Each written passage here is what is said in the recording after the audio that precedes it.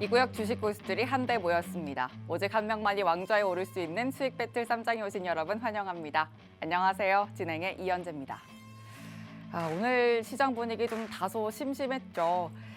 먼저 내일 총선으로 휴장을 앞두고 있고 또 그 총선의 결과가 목요일장에 바로 반영이 될 겁니다. 근데 그 목요일이 변동성이 좀 극심할 옵션 만기일이기도 합니다. 또 미국장에서 3월에 CPI 지수가 발표될 거고 이게 또 연준의 금리 방향성을 정하는 데 워낙 중요한 키가 될 거기 때문에 이렇게 갖가지 불확실성 변수가 지독한 경계감으로 작용한 오늘장이었습니다. 자, 함께 들여다보시죠. 코스피는 먼저 기관의 수급이 꾸준히 장 시작부터 유입이 되기는 했는데 외국인의 물량이 좀 빠져나갔습니다. 그러면서 상승폭이 축소됐고요. 2,700선에 마무리가 됐습니다. 코스닥은 메이저 수급이 계속해서 부재했는데요. 그럼에도 불구하고 장중에 1% 넘는 상승 탄력을 보여줬는데 이내 또 하락 전환을 하면서 횡보장 보여줬습니다. 859선에 종가 형성했네요. 시총 상위 종목으로 오늘장 포인트 더 자세히 짚어보시죠. 어제는 기관이 삼성전자, SK하이닉스 전부 다 매도 행렬을 보여줬는데 오늘은 두 종목 모두 담았습니다. 기관의 관심으로 오늘 그래도 코스피가 하단 제한된 폭을 보여줬다는 점 좀 짚어보시면 되겠습니다. 자, 그리고 현대차와 기아를 볼 텐데요. 최근에 밸류업 기대감이 다시 꿈틀꿈틀하고 있습니다. 장중 대비 좀 다소 상승폭은 반납한 채 마감을 해서 아쉽기는 한데 기관의 시선이 계속해서 머물렀다는 점 체크를 해보실 만하고요. 어제는 또 장중에 5% 넘게 시세에 터치를 했었고 또 3% 넘게 종가 마감을 했거든요. 그리고 또 실적 장세에서 자동차주 절대 빼놓을 수 없죠. 계속해서 거론되는 자동차주이기 때문에 이 부분 전략적인 고민 꼭 필요하겠습니다. 자, 그럼 이제 코스닥으로 한번 이동을 해볼까요? 시장의 대표 주자 가운데 제약바이오 빼놓을 수가 없습니다. 금리 인하 불안감으로 인해서 지난주까지만 해도 살얼음판 분위기였는데 이번 주 들어서는 바이오 안에서 그래도 개별 위주의 선별적인 강세가 계속해서 포착되고 있습니다. 탄력 둔화되며 마감됐지만 역시나 HLB 진양곤 회장의 추가 지분 매입 소식으로 대표 주자죠. HLB 그룹주 오늘 탄력 가져갔습니다.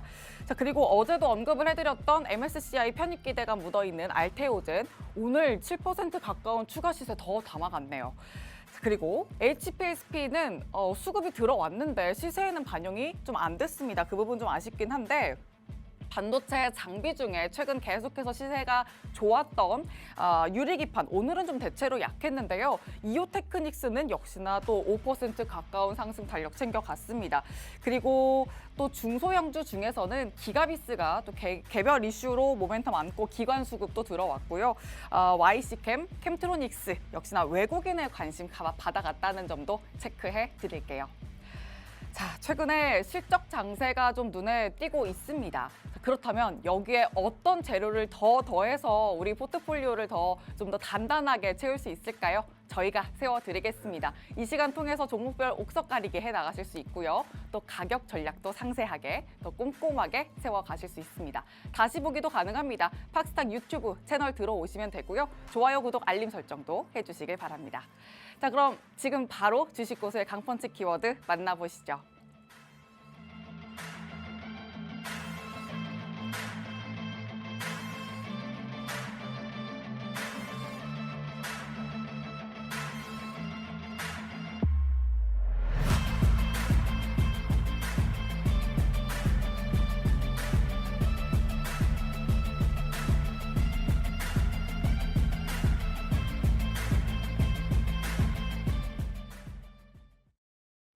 시장을 이기는 강한 펀치, 강펀치 키워드 두 가지 살펴보도록 하겠습니다. 먼저 첫 번째 키워드 열어볼게요. 첫 번째 키워드는 전력기기 시장 초호황, 이 기업이다! 간밤 일론 머스크가 AI 발전의 제약은 변압기 공급과 전력 확보에 있다라고 지적을 하면서 다시 한번 전력 수요에 대해서 또 언급을 한 바가 있었죠. 글로벌적으로 데이터 센터가 늘어나고 있는 데다가 특히 북미 지역 빼놓을 수 없는데 전력기기 교체 수요도 함께 증가하고 있습니다. 그런데 전반적으로 분위기가 중국산 제품을 배제하고 있기 때문에 국내 기업들이 여기에 반사 수혜를 받아갈 수 있지 않을까 하는 기대감까지 모아지고 되고 있습니다.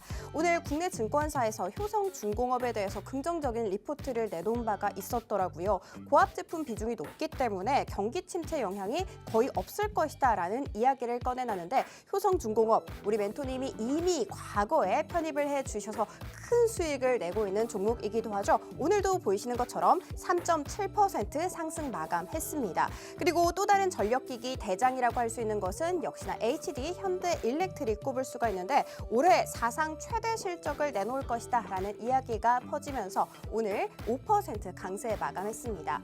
벌써 봄이 지나서 뜨거운 여름이 온 듯한 전력기기 관련 종목들 이 기업이다라고 해주셨는데 어떤 기업일까요? 잠시 후에 멘토님께 여쭤보도록 하겠습니다. 그리고 두 번째 키워드 열어보도록 할게요. 두 번째 키워드는 금값이 금값 사상 최고가입니다. 금값이 말 그대로 금값이 되고 있습니다. 금 선물 가격이 온스당 2,370달러를 돌파하면서 사상 최고치를 다시 한번 갈아치웠습니다. 올해 1월 1일에 비교를 했을 때도 무려 12.4% 오름세를 보여줬는데요. 미국의 유명한 경제학자는 온스당 3,000달러 돌파할 것이다 라는 의견을 내놓기도 했습니다.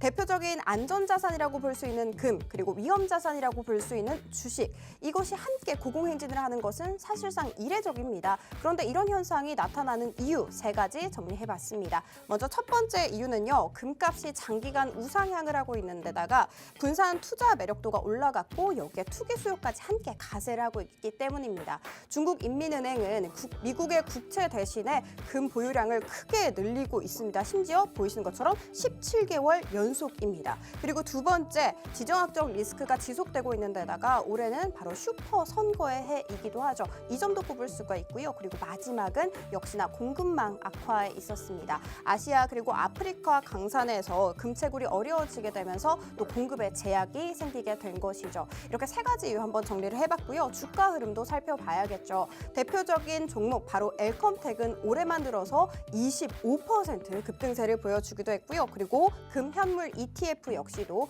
올해 들어서만 20% 상승 마감했습니다. 금값 앞으로도 금값이 될 수 있을까요? 아니면 다이아몬드 값까지 올라갈 수 있을까요? 잠시 후에 멘토님께 여쭤보는 시간 가져보도록 하겠습니다. 2가지 키워드 정리했습니다.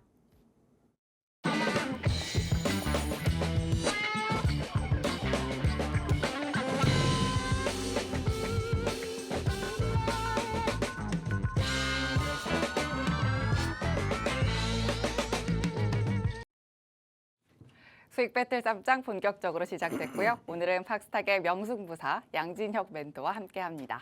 멘토님 어서 오세요. 예, 안녕하십니까? 네, 안녕하세요. 오늘 이제 내일은 휴장을 앞두고 있어요. 네. 그래서인지 오늘 굉장히 매물 출회가 나왔는데 시장 어떻게 보셨을지 궁금합니다. 네, 지수가 출렁출렁하고 있고요. 미국 나스닥도 지금 그런 모습이죠. 근데 매물대를 좀 소화하는 과정 중에 있다라고 봐주고요. 저는 긍정적으로 보고 있습니다. 오늘 이 시간대에도 우리 주린이 분들 또 주식에 잦은 매매보다 이러한 기업들을 좀 사두면 앞으로 좀 올라갈 수 있는 기업들에 대해서 제가 또 좀 이 방송을 통해서 지속적으로 말씀을 드리고 있고요. 오늘도 그런 이야기들을 해드릴 테니까요. 지수 분위기와 관계없는 연어처럼 오르고 있는 주식을 피라미딩 해야 된다 말씀드리면서요. 오늘 좀 시작해 보도록 하겠습니다. 되게 시적으로 말씀해 주셨어요. 좋습니다. 올라갈 수 있는 연어 같은 종목 뭘지 또 종목 전략 함께 세세하게 세워보기 전에 오늘 잡아주신 강펀치 키워드부터 들여다보면서 시장 좀 세밀하게 잡아보도록 하죠. 2가지 중에 첫 번째부터 보겠습니다. 전력기기 시장 초호황, 이 기업이다. 좋습니다. 이 기업이다 하셨어요. 네. 이 기업이 뭔지부터 아예 이야기를 해볼까요? 네, 우리 시장과 함께 전 세계적인 흐름이에요. 이 AI 또한 전기차 이런 수요가 늘어나면서 전력기기 수요가 급증하고 있는데요. 예전에 이 전력기기를 만들던 기업들이 실적이 나빴었고요. 특히 일본의 미쓰비시 같은 경우는 너무 이 회사가 안 좋아서 그것을 한국의 모 기업에 매각하는 사태까지 벌어졌는데요. 그게 알토란 같이 커지면서 우리 나라의 수출 효자 품목이 되어가고 있다는 얘기를 좀 드려보도록 하고요. 거기에 대한 요 기업 종목명은 뭐 HD 현대일렉트릭과 아. 효성중공업입니다. 요즘 시세 효성중공업. 되게 좋았잖아요. 그렇죠. 요즘 뭐 오. 급격하게 올라가고 있는데요. 오늘도 뭐 현대일렉트릭 뭐 꾸준하게 올라가고 있고 또 저의 관심주 그리고 저 포트에 좀 담겨 있는 효성중공업도 뭐 무섭게 올라가고 있습니다. 그래서 두 종목의 한번 차트를 보시면요. 네. 무섭죠. 뭐 계속 올라가고 있는 이런 주식이 있었나 싶을 정도로 HD 현대일렉트릭도 뭐 강하게 올라가고 있는 모습인데요. 뭐 꾸준히 오르고 있습니다. 1월 달부터 올해 8만 원서부터 벌써 20만 원까지 올랐어요. 소리 소문 없이 계속적으로 오르고 있고 제 포트에 담겨 있는 효성중공업도 제가 편입했던 날이 거의 최저점이었고 그 이후부터 돌파하면서 계속 오르고 있는데요. 저는 요 기업들이 오르는 배경과 함께 아직도 뭐 투자에 늦지 않았나라는 것에 대해서 의문을 가지신 우리 시청자 여러분들께 저는 긍정적인 마인드를 보시면서 이런 기업들은 아직 늦지 않았다라는 말씀을 좀 오늘 드리려고 합니다. 네, 좋습니다. 사실 이 전력기기 같은 경우에는 여러 재료를 갖고 있습니다. 일단 AI라는 데이터 센터 수요가 계속 늘어나면서 전력 부분에서 좀 관심을 계속해서 받고 있는데요. 그냥 순간 테마로 끝날 줄 알았는데, 테마성 이슈로 들어갈 줄 알았는데 그게 아니라 계속해서 시세를 받고 있다는 점에서 어떤 종목을 노려야 할지 많은 분들 굉장히 고민 많으셨을 것 같습니다. 저희 멘토님은 효성중공업을 또 일찌감치 잡아주셔서 수익도 굉장히 많이 내주셨는데 어떻게 하면 또 이렇게 오른 종목을 잡아야 될까 고민 많으실 것 같아요. 저희가 또 포트폴리오 속에서 이 종목을 또 잡아갈 수 있는 자리까지 마련을 해드릴 거니까 계속해서 함께해 주시면 종목 전략도 가져가실 수가 있겠습니다. 또 전력 안에서도 가져가실 수 있는 재료 하나가 또 구리값 인상 부분인데 이 구리값도 원자재 관련해서 챙겨갈 수 있는 부분이죠. 이것도 매크로 이슈와 관련해서 또 챙겨갈 수 있는 부분인데 이 이야기 좀 더 세세하게 또 나눠보도록 하겠습니다. 멘토님이 또 계속 시장을 잘 읽어주시는 것 같아요. 굉장히 오래전이라고 해야 될까요? 몇 달 전부터 효성중공업 강조해 주셨잖아요. 정말 그 수익도 잘 내주셨고. 네, 그거와 네. 함께 또 다른 분이 몇 달 전에 가져오셨는데 그거 너무 좋다. 만나서까지 제가 했던 게 HD 현대일렉트릭이에요. 야, 그런 종목을 볼 줄 아니까 나랑 결이 맞는다라고 했는데 단짝 야, 친구 되시겠어요. 주가가 이렇게까지 오를 줄은 저도 오를 거라고 생각했지만 이렇게까지 많이 오를 것이라는 생각을 못했어요. 자, 그래서 그것들을 좀 더 본다면은요. 2022년부터 이 전력기기 시장이 초호황에 들어갔습니다. 그래서 HD 현대일렉트릭 같은 경우를 보아도 여러 가지 뭐 다다익선 전략이 통했다라고 이런 뉴스가 나오면서요. 뭐 700억을 조달했다라는 얘기 있는데 요 주관사들이 6곳 선정해서 인수사 2곳인데 뭐 수요 예측 흥행의 2~3년 언더 발행이 성공적으로 했다라고 뭐 얘기가 나오고 있고요. 네. 자, 요 회사들의 공통적인 점은요. 미국 시장 상당히 전력망들이 노후됐습니다. 그리고 앞으로 이제 전기차 시대가 오면서 우리나라도 정부에서 전기차 충전에 대한 오늘 얘기가 나왔어요. 충전소에 대한 이제 그 표준을 좀 찾겠다라는 얘기와 함께 뭐 전기차를 충전하려면은 많은 인프라가 필요한데 그런 인프라들이 부족하기 때문에 그런 인프라를 이제 구축하는 단계죠. 그 얘기는 요런 기업들은 아직 공사 잔금도 받지 않았다. 뭐라는 얘기고요. 뭐 이제 2022년부터 호황인 국면 속에 거기다가 올해부터 보면은 변압기, 차단기 시장까지 호황 국면으로 들어갔다는 겁니다. 그래서 이제 3~4년 이상의 호황이 되는데요. 또 요 제가 좀 강조드리는 효성중공업의 같은 경우는 기업에 좀 대운이 들었습니다. 요 회사가 대운이 들었다. 예, 운이 좀 들었던 것 같아요. 이런 시장을 수요를 미리 내다봤다는 거죠. 내다봐서 효성중공업이 같은 경우는 국내 상장자 중에서 유일하게 이 전력망과 ESS 전력 저장 장치죠. 그리고 재생에너지, 신재생 에너지 세 개를 모두 하는 기업이에요. 그런데요, 이 회사가 그 전에는 이제 전력 기업들이 실적이 좋지 못한 상황에서 국내 송배전 시장 점유율 1위를 달성하고 해외에서도 진출 확대까지 이룬 배경이 있다는 겁니다. 그게 바로 재생에너지, 송배선 정방 노후와 에너지 믹스 데이터 센터라는 이 트렌드를 이 기업이 알고 있다는 게 2019년이에요. 2019년에 미국에 공장을 하나 인수하는 일이 벌어졌습니다. 그게 바로 미쯔비시의 요 기업을 생산 공장을 인수했는데요. 이게 역대급 시너지와 맞아들이면서 황금 앓는 낳는 거의가 되었다는 거예요. 미쯔비시 입장에서는 사실 뭐 우리나라한테는 그 뭐 이쁘게 보이는 기업은 아니죠.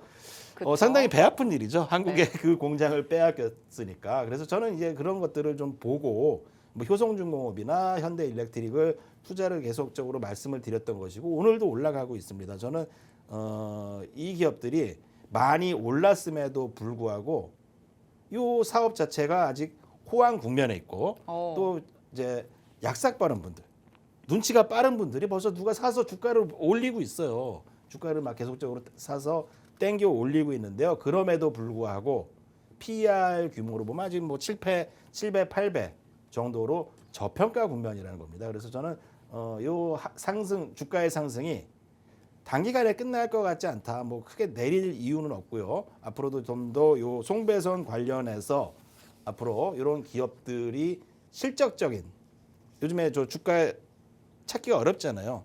뭐 이렇게 실적이 좋은 기업들, 제가 말씀드렸던 거 하나에어로스페이스라든지 또한 이런 효성중공업 같이 실적이 좋은 기업들의 돈이 더 몰릴 가능성이 높다라고 좀 판단하기 때문에요. 저는 요 전력기기 시장 관련 주들을 좀 눈여겨보자 말씀드려보도록 하겠습니다.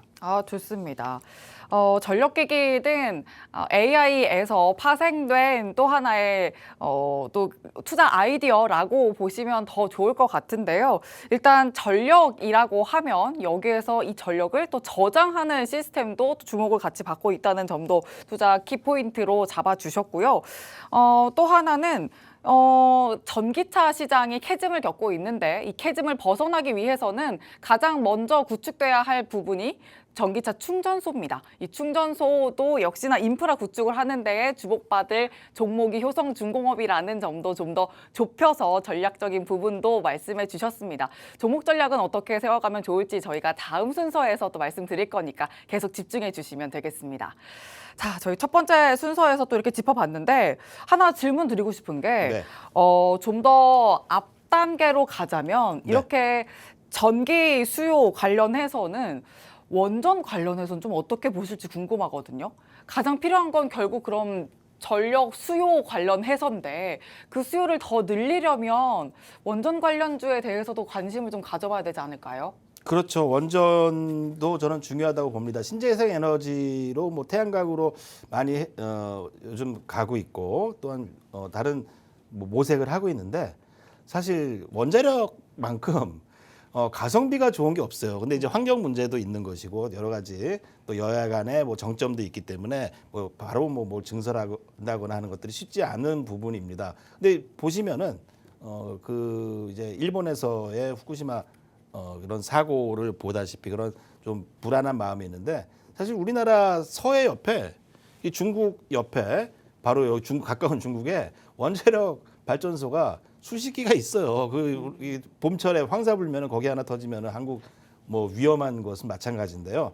저는 뭐 그쪽 관련해서도 좀 제가 나중에 좀 짚어서 좀 말씀드려보도록 하고요. 우리가 좀 봐야 될 거는 이제 엔비디아 젠슨 황이죠. 젠슨 황 CEO도 이제 반도체 성능 향상으로 요 AI 비용이 낮아진다라고 좀 강조를 했어요. 그렇다면 이제 인공지능이 불러온 나비 효과죠. 나비 효과가 인공지능 시대에 오히려 이 나비 효과로 데이터 센터 전력망, ESS, 재생에너지 쪽이 호황 산업에 들어가고 있다라는 것을 가장 먼저 좀 밝혀보고요. 저는 원자력까지 뭐도 좋다고 봅니다만 일단은 지금 좀 요원한 일이기 때문에 그거와 관련해서 그런 것들은 좀 나중에 한번 말씀드리면서요.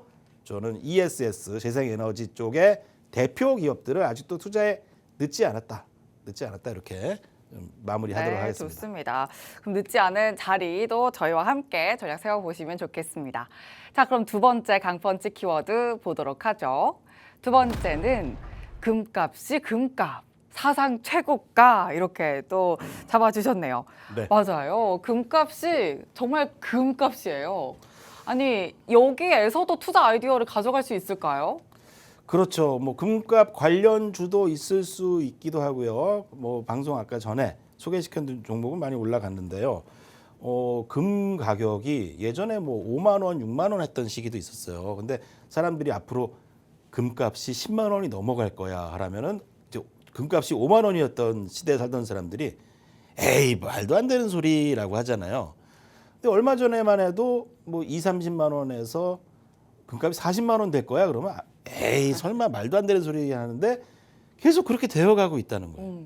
그래서 이제 이 시장을 바라보는 금값 전문가들이 말하는 향후 금값에 대해서 오늘 좀 제가 그거를 짚어드리도록 하고요.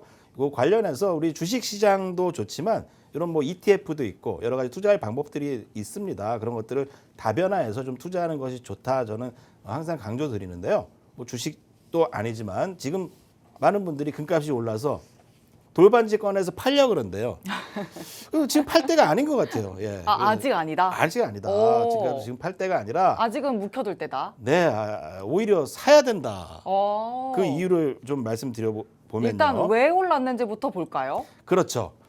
뭐 금이라는 거 자체가 이제 안전자산이죠. 옛날에 과거에 미국에서 달러를 발행했을 때 달러에 써 있었어요. 이게 1달러는 금 1달러만큼 어치를 바꿔준다. 그 근본이지였죠. 근데 어느 순간 그게 사라졌어요. 그게 사라지고 안 바꿔줍니다. 왜냐하면 과거에 1달러로 금을 이만큼 바꿀 수 없다라는 거를 사람들이 깨닫기 시작하면서 달러의 값이 폭락했던 일이 있었어요. 과거. 금하고 이 달러하고 1대1이 아니구라는 걸 깨닫게 하면서 금에 대한 투자를 하는 집단들, 그룹들이 벌어지기 시작했는데요. 최근에 보면 중국이 그렇습니다. 뭐 중국인들이 금사랑이 대단하죠. 보면은 치렁치렁 목에다가 치렁치렁 뭐 여기다 팔에다가도 막 치렁치렁 하는 것이 누런 거 트렌드인 것처럼 부의 상징처럼. 멘토님도 또 하지 않으셨어요? 누런 거 목에 달고 계시지 않아요? 저는 뭐 그런가요? 슬쩍 본 것 같은데. 그런가요? 오래됐어요.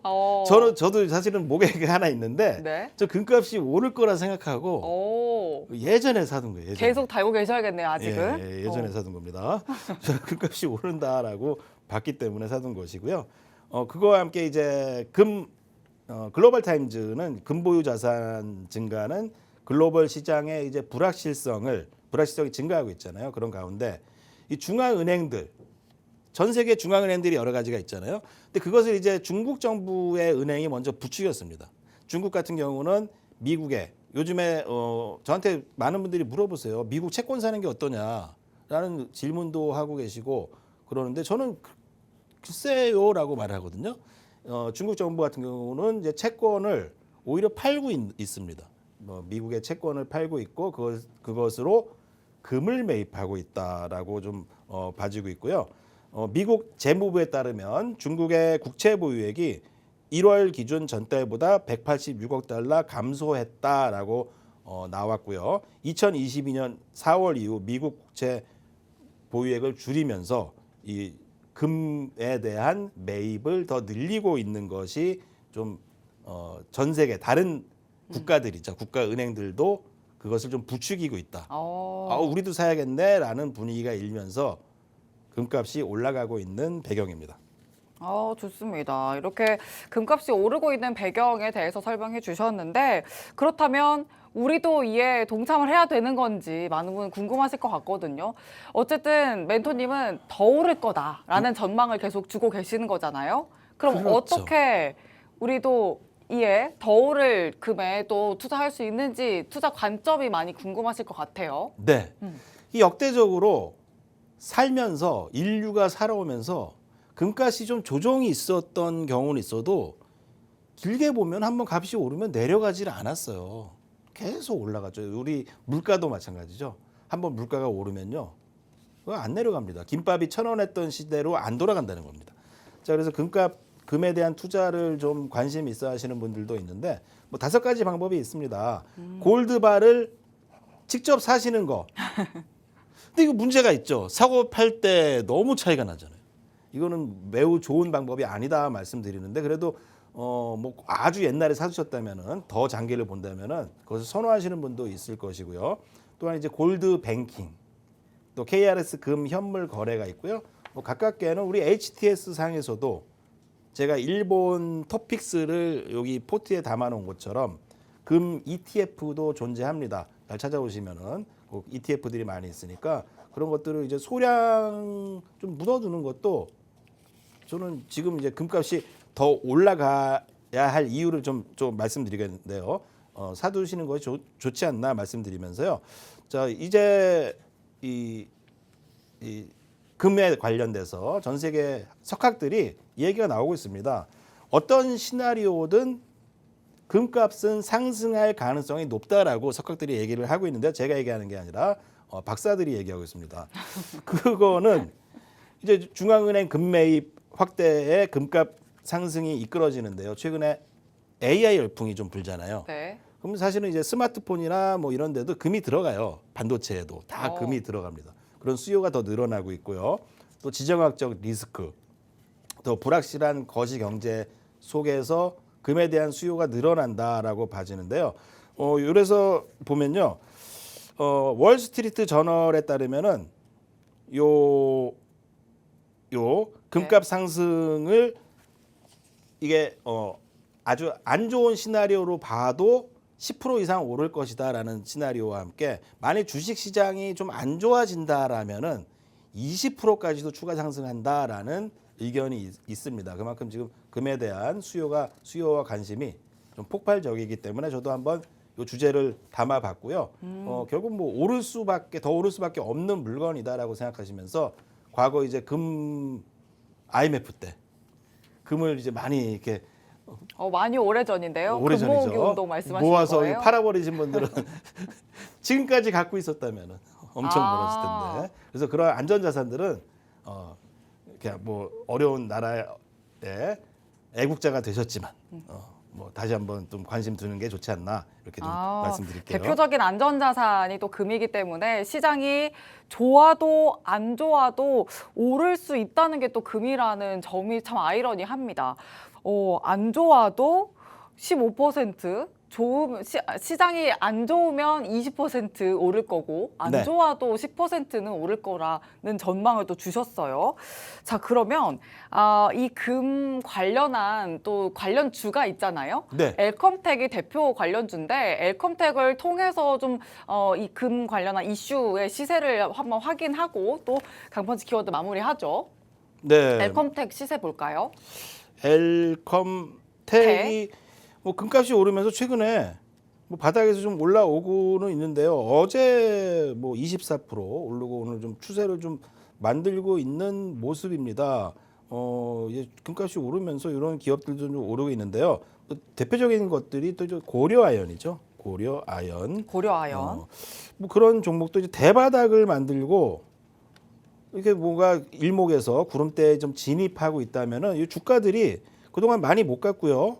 장기적으로 하락하면서 좀 쌌습니다. 그러면 이런 주식들도 좀 관심 있게 눈여겨봐야 될 시점이 아닌가 저는 생각해 보면서요. 그렇다고 뭐 시세 탄력을 크게 뭐 대폭등할 것이라고 보지는 않지만 요 금 관련 기업들도 제가 한번 설명드렸습니다. 네, 좋습니다. 꾸준히 바라볼 수 있는 종목들 금 관련주까지 시세 체크해 주셨습니다.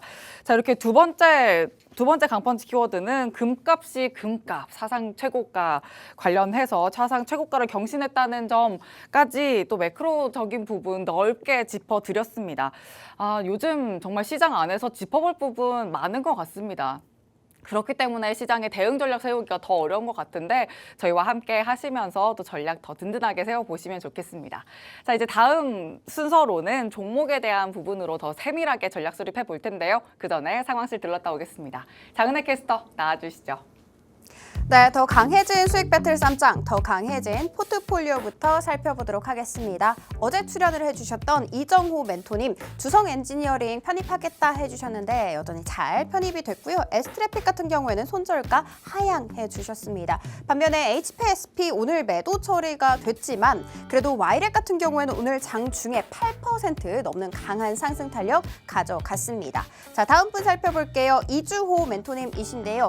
오늘 HP테크놀로지가 장중에 변동성 정말 컸습니다. 장 초반에 14%가량 오름세를 보였다가 결국 마감은 마이너스 8%였습니다. 다음 거래일에도 흐름 어떻게 될지 지켜보시면 좋을 것 같습니다. 두산테스타는 매도 처리가 됐지만 GNC 에너지 같은 경우에는 오늘 장중에 무려 18%가량 치솟으면서 목표가인 8,500원 훨씬 우선 거의 9,000원 코앞에서 거래되기도 했습니다. 역시나 시원하게 목표가 달성 완료했네요.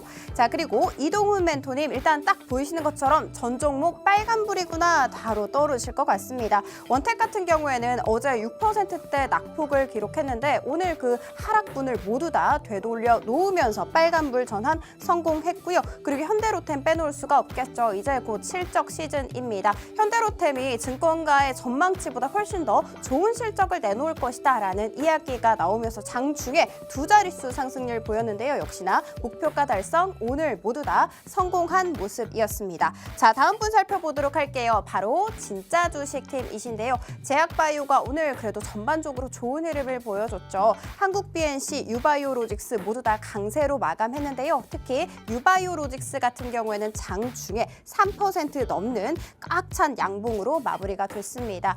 빨간불 전환할 수 있지 않을까 기대가 되네요.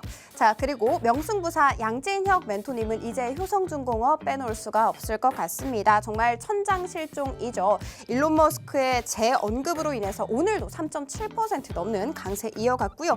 반면에 하나 에어로스페이스는 대표적인 방산 종목인데 방산 종목 오늘 흐름 그래도 괜찮았거든요. 그런데 조금 아쉽게 약세 마감을 했더라고요. 혹시라도 추가 전략 있으실지 여쭤보도록 하겠습니다. 그리고 마지막 삼양식품 여전히 편입 불발인데요. 여기에 대해서도 추가 전략 여쭤보도록 할게요. 자, 이렇게 저희가 오늘 포트폴리오 마무리가 됐는데 오늘의 쌈장 또 뽑아볼 차례가 됐죠. 어떤 분이실까요? 바로 공개하겠습니다. 역시나 보이시는 것처럼 이동훈 멘토님이 나홀로 세 자릿수 수익률을 기록하고 있습니다. 그런데 명승부사 양진혁 멘토님이 그 뒤를 정말 재빨리 쫓아가고 있습니다. 정말 잘해주고 계시고요. 그리고 마지막 진짜 주식팀 역시도 안전적인 수익 챙겨주고 있습니다. 다음 주 월요일 그러니까 4월 15일에 이 구역의 쌈장은 나다 하시는 분들이 출연을 해주실 거거든요. 그런데 지금 2위인 명승부사 양진혁 멘토님이 다음 주 월요일에 내가 출연할 거야 라고 해주셨어요. 그 종목 너무나도 궁금하실 것 같습니다. 그 종목 잠시 후에 공개되니까요. 조금만 기다려주시면 좋을 것 같고요. 지금까지 사항실이었습니다.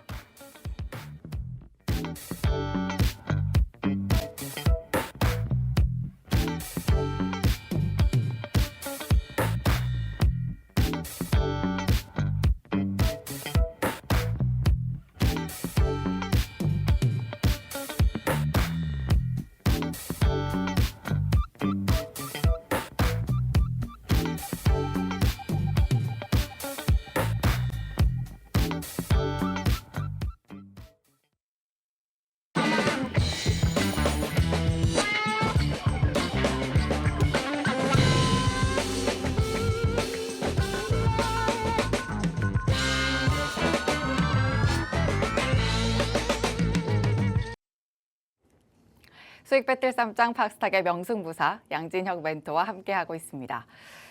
이제 종목으로 시장 이야기 더 세밀하게 풀어보겠습니다. 먼저 양진혁 멘토의 포트폴리오는 또 어떤 시선을 담고 있는지 봐야죠. 자, 이렇게 또 멘토님의 포트폴리오가 꾸려져 있는데요. 어떤 종목을 먼저 볼지. 멘토님 어떤 종목 먼저 볼까요? 자, 일단 제가 뭐 이 시간대에 갖고 와서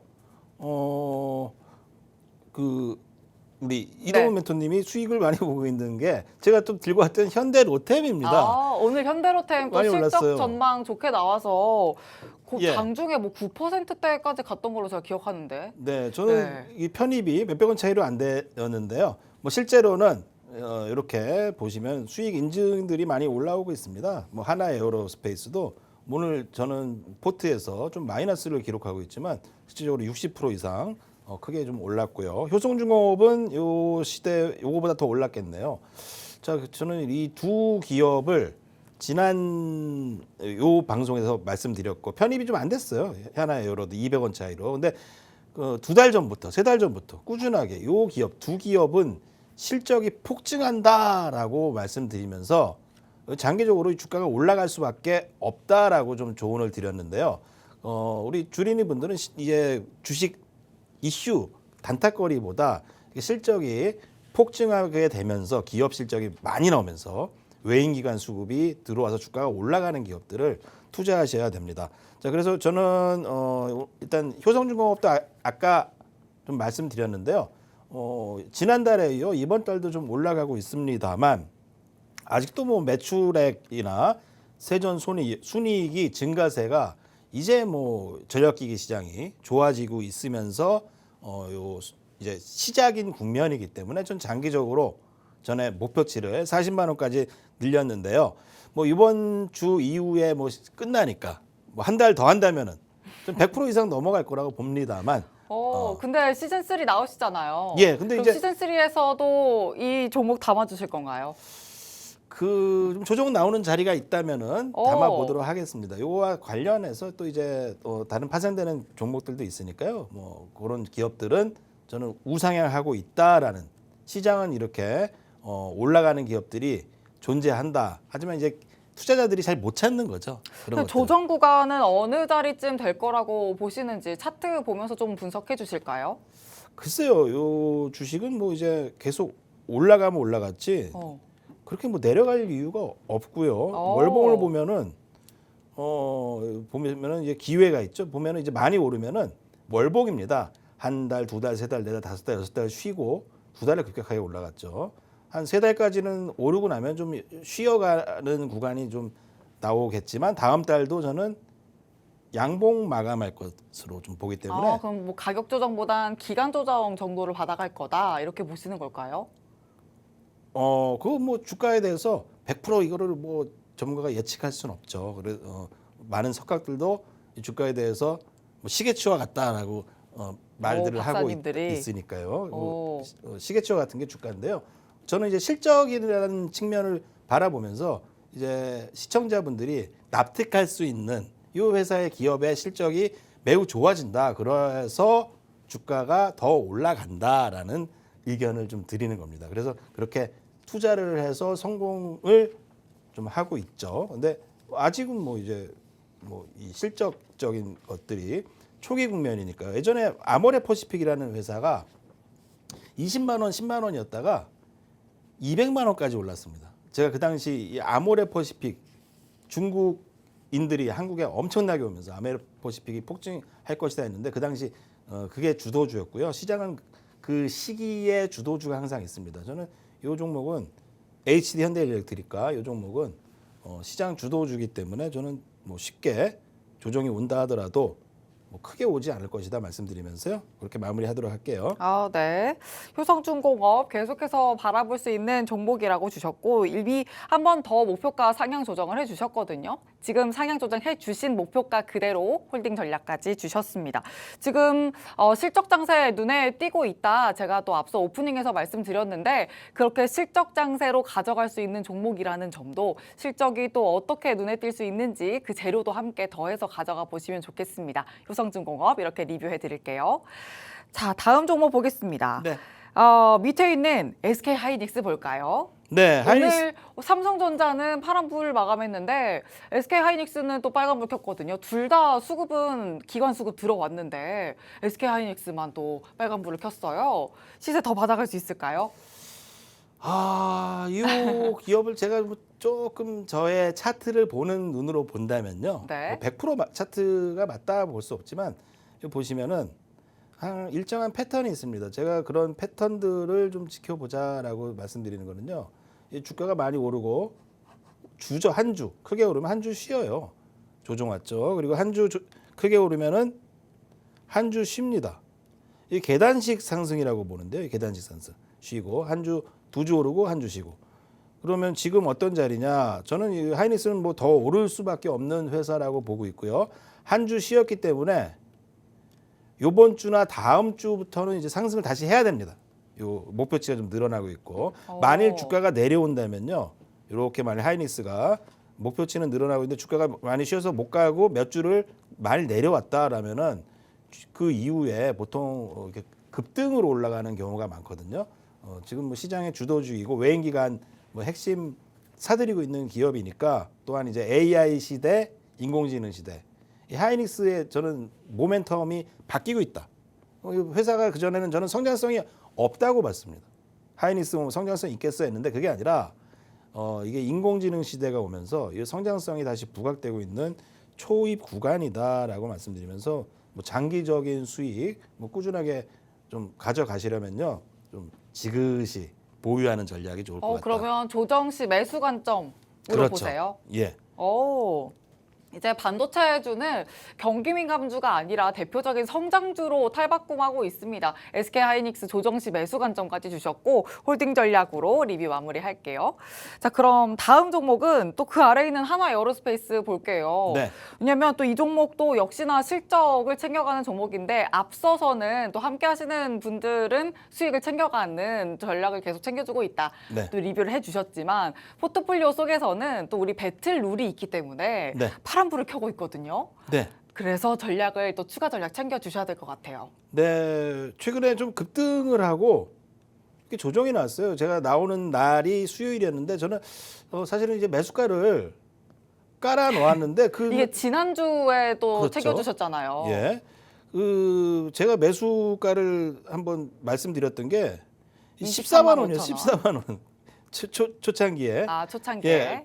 그날이죠. 요 날이었는데 그날 매수가 안 되면서 요날 매수가 안 되면서 14만 원에서 뭐 24만 원까지 뭐 2배 올랐습니다. 근데 저는 지금 오늘 자리를 이탈하지 않는다면 이렇게 추세가 돌아 나오면서 오늘 자리를 저점으로 요 지지선을 본다면요. 이제 상승으로 좀 돌아갈 자리이기 때문에 오늘부터는 뭐 가격대가 괜찮다 이렇게 좀 판단하고 있습니다. 좀 더 이 시계열을 늘려서 길게 봤을 때는 이미 계속해서 우상향을 그리고 있다라고 말씀해 주셨으니까 한화 에어로스페이스 계속 가져가면 또 빨간불 전환할 수 있다라고 주셨습니다. 이렇게 또 보도록 할게요. 편입 불발된 종목이 또 있어서 이 종목 꼭 확인을 해봐야 되겠습니다. 삼양식품도 역시나 지난주에 주셨던 종목인데 너무 아쉬워요. 삼양식품 또 우리 불닭 떡볶이 이야기를 하면서 또 환하게 웃으면서 얘기를 했었는데 어떻게 됐을까요? 네, 많이 올라갔어요. 많이 올라갔어요? 근데 제가 이것도 뭐 몇백 원 차이로 편입이 좀 안 된 것 같은데. 몇백 원 차일까요? 이거는 이제 단위가 크군요. 몇십만 원짜리니까 뭐 몇 프로 차이로 편입이 안 됐는데, 저는 뭐 목표치까지 갈 거라고 봅니다. 제가 편입이 됐든 안 됐든 25만 원까지 상승할 수밖에 없는 이유는 요 회사 실적이 어마무시하게 나오고 있다. 예전에 이제 삼양식품이라는 그 기업이 아닙니다. 글로벌 K푸드에서 우리나라 K푸드 시장을 선점하면서 요 회사가 아주 바뀌어 나가고 있습니다. 뭐 1조 클럽, 매출 1조 클럽을 달했기 때문에 저는 25만 원까지 갈 거라고 봐지고요. 뭐 아쉬우면은 사실은 뭐 내일자 편입도 가능하다. 그렇게까지 말씀드리도록 할게요. 좋습니다. 삼양식품 K푸드의 모멘텀 안고 또 실적까지 다시 바라볼 수 있겠다. 그럼 실적 시즌에 다시 한번 전략을 고민해 보시는 것도 괜찮겠습니다. 삼양식품 이렇게 편입 불발된 종목으로 좀 아쉽지만 계속 또 관심 종목 안에 두시면 좋겠습니다. 자, 그럼 실적 키워드를 안고 또 아쉬움을 뒤로 한 채 그 아쉬움을 채워줄 수 있는 종목을 오늘 신규 종목으로 가져오신 것 같은데, 자, 신규 편입 종목 소개해 주실까요? 네, 신규 편입 종목 제가 웬만해서 여기 편입했던 종목들이나 말씀드렸던 종목들은 뭐 편입이 안 됐건 단기로 조정이 나왔건 거의 90% 이상 상승을 했어요. 95% 이상. 그리고 거의 100% 편입 불발까지 치면은 상승을 했는데요. 네. 뭐 삼양식품도 그렇죠. 근데 이 종목이 편입이 또 안 될 수도 있는데 제가 가격을 오늘 좀 갖고 나온 가격이 안 나올 수 있어서 요거를 다시 한번 10,000원으로 잡았던 종목입니다. 종목명은 이제 비올이고요. 네. 비올. 비올. 비올이라는 기업을 보신다면은 이 회사 자체가 이제 니들 마이크로 니들 기술을 만들어서 이 회사가 뭐 보유 특허만 55개입니다. 55개고 글로벌 인증이 20개 그리고 수출 국가가 70국에 달할 정도로 요 상품 실퍼맥스라는 기계가 엄청 잘 팔리고 있다라고 말씀드리고요. 예전에 제가 오스템 임플란트라는 회사가 중국 시장에서 관시를 이용해서 이렇게 중국에 관시라 그러죠. 관계. 그러면서 이제 임플란트 사업을 해서 앞으로 엄청나게 돈을 벌 것이다라고 했는데 뭐 그 회사의 금을 훔쳐갈 정도로 회사가 엄청나게 좋아졌고 결국 최고가로 이제 코스닥 시장에서 나갔죠. 최고가를 사들이면서 이 기업이 그런 기업이다. 이 중국에서 이제 성장을 하는 초입에 있다라고 말씀드리면서 이 비올 눈여겨 보시고요. 자 보겠습니다. 이 비올을 제가 매수가를 10,000원으로 됐는데 뭐 시간도 얼마 안 남을까 해서 그냥 시초가로 깔끔하게 좀 수정을 하겠습니다. 시초가 내일 시초가로 편입을 하고요. 뭐 삼양식품도 뭐 200원 아끼려다가 하나에로도 200원 아끼려다가 40% 수익을 까먹었는데요. 그런 일이 없도록 그냥 시초가 편입하도록 하고요. 목표가는 일단 10% 정도 지금부터 보겠습니다. 한 11,000원, 1차 목표가는 11,000원, 2차 목표가는 나중에 생각하기로 하고요. 손절가는 9,000원으로 잡도록 하겠습니다. 좋습니다. 비올을 또 편입 종목으로 가져와 주셨어요. 비올 화장품주 또 미용기기 관련주 해서 처음 가져오시는 주지 않으세요? 종목이지 않아요? 네, 근데 제가 이 회사를요 7,000원대부터 계속 눈여겨보셨어요? 계속적으로 이 회사를 좋다. 그리고 제 뭐 카페도 있는데 그때가 7,000원, 6,000원, 7,000원이었을 거예요. 5,000원, 5,000원대. 근데 지금 벌써 10,000원이 됐습니다. 근데 최근에 이 차트를 보시면요, 이 과거 뭐 5,000원 시대에서 많이 오르 이후에 눌림목에서 뭔가 이 상단을 넘어가고 나오는 요 눌림목 구간이라서 만일 조정이 없다면은 더 안 내려간다라고 봐지고요. 요 뭐 내용 보다시피 이 실퍼맥스 중국 판매 승인을 획득해서 이 회사가 이제 중국에서 성장할 수 있는 피부 미용 사업이죠. 앞으로 이제 많은 분들이 이 피부 동안에 관심이 많습니다. 보시면은 이제 피부 쪽이 요 기업들이 성장할 수 있는 기업인데 우리나라 뭐 독보적인 기술력을 갖고 있기 때문에 이 비올이라는 회사는 저는 크게 성공할 회사 중에 하나다라고 판단하고 있습니다. 네, 미용기기 관련주 비올을 또 가져와 주셨어요. 목요일장 시초가로 매수가 주셨고 목표가 11,000원, 손절 라인은 9,000원 이렇게 주셨네요. 일단 지금 실적 장세 이제 또 초입에 왔는데 그 안에서 반도체 다음으로도 볼 수 있는 섹터 미용기기, 화장품 대표적으로 꼽을 수 있죠. 또 이 비올 같은 경우에는 중국뿐만 아니라 브라질까지도 진출을 하면서 실적 매출 관련해서 더 계속 쌓고 있습니다. 비올도 눈여겨 보셔야 하고 이 관련 미용기기 관련주들 또 밸류체인들이 계속해서 또 실적 관련한 좋은 리포트들도 나오고 있기 때문에 더더욱이나 눈여겨 볼 수 있는 종목이 아닐까 싶습니다. 얼굴도 펴시고 또 여러분의 수익 관련한 전략도 펼 수 있도록 비올 함께 전략 챙겨보시면 좋겠습니다. 자, 이제 신규 편입 종목까지 마무리가 됐는데 오늘 시즌2로는 멘토님 마지막 출연이신 거잖아요. 시즌3에서 어떤 포부를 또 주실지 궁금해요. 짧게 한마디 해주실까요? 네, 뭐 저는 목표를 한 100% 정도 잡았는데 100%가 좀 못 미치는 것 같아서 속상합니다. 뭐 한두 종 뭐 편입이 안 된 것도 있고 사람이 뭐 실력도 중요하지만 운이 중요하다. 운도 중요합니다. 항상 그 운이 중요하니까 우리 시청자분들도 네. 대운 드시는 한 해가 되시기 바라겠습니다. 네. 1분기 지났지만 또 남은 9달 대운 드시는 한 해 되시길 바라면서 자, 그럼 저희는 여기서 마치겠습니다. 지금까지 드린 내용은 종목의 상승과 하락을 보장하지 않는다는 점 유의해 주시길 바랍니다. 시청해 주신 여러분 고맙습니다.